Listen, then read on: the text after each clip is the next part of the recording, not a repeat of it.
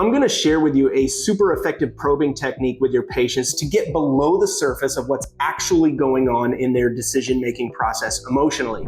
Now, whenever your patient uses an emotional word like, oh, I'm so stressed about XYZ, or I'm worried about XYZ, all you have to do is repeat that emotional word back to them in the form of a question. Stressed? Worried?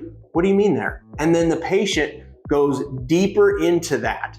And what it does when the patient opens up about that emotional stressor or that emotional worry, what that does is it actually increases the pain that they're experiencing when they talk about it. And if you want to further increase that pain, you can actually repeat back to them what that pain was. You can say, let me know if I'm hearing you right, Samantha. You said you haven't slept in the same room with your husband in the last 3 years.